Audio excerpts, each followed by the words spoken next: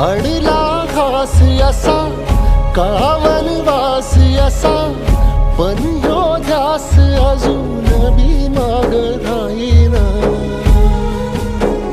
फिरला त्यो वासा घर, फिरलं नाही गड्या पाऊल, थकलं नाही गड्या पाऊल, थकलं नाही.